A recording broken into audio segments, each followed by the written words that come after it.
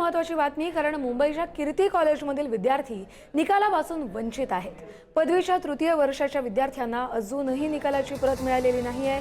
निकालाची प्रत न मिळाल्याने विद्यार्थ्यांचे पुढचे प्रवेश खोळंबलेत। निकालाअभावी पदव्युत्तर पदवीच्या प्रवेश प्रक्रियेमध्ये अडथळे येत आहेत। तर आज पदव्युत्तर पदवीच्या प्रवेशाचा शेवटचा दिवस आहे।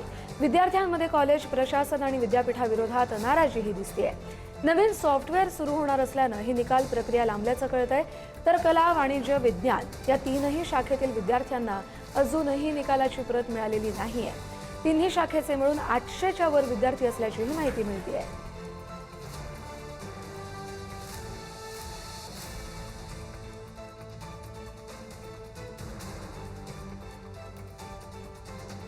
याच संदर्भात बोलूया आपले प्रतिनिधी धनंजय दळवी यांच्याबरोबर। धनंजय, हा नेमका प्रकार कधीपासून सुरू झाला? आज प्रवेशाचा शेवटचा दिवस आहे, पण तरी देखील निकाल हाती लागलेला नाहीये।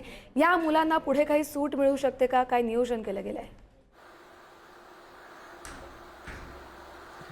या सगळ्या संदर्भात आपण जर पाहिलं तर खरं तर परीक्षा झाल्या, तृतीय वर्षाच्या म्हणजे TYच्या परीक्षा झाल्या, त्याच्यानंतर निकाल लागले, रिझल्ट आला। मात्र तो रिझल्ट जो आहे, ती गुणपत्रिका जी आहे ती विद्यार्थ्यांना मिळाली नाही आणि त्याच्यानंतर ही सगळी बाब समोर आली। अद्यापही कीर्ती कॉलेजच्या फक्त TYच्या नाही तर SY आणि FY म्हणजे प्रथम आणि द्वितीय वर्षाच्या सुद्धा विद्यार्थ्यांना त्यांच्या गुणपत्रिका अद्याप मिळालेल्या नाही। आता या सगळ्या संदर्भात विद्यालयाचं म्हणजे कीर्ती कॉलेजचं असं म्हणणं आहे की त्यांचं जे सॉफ्टवेअर आहे, जुनं सॉफ्टवेअर बंद झालं आणि त्यामुळे नवीन सॉफ्टवेअर अपडेट झालंय, त्यामुळे ह्या सगळ्या प्रक्रियेला वेळ लागला। मात्र जी पोस्ट ग्रॅज्युएशनची शेवटची तारीख जी आहे प्रवेशाची, ती आजची आहे। त्यामुळे आता या सगळ्या संदर्भात त्यांना ती मुदतवाढ मिळणार का, हे सगळ्यात महत्त्वाचं आहे।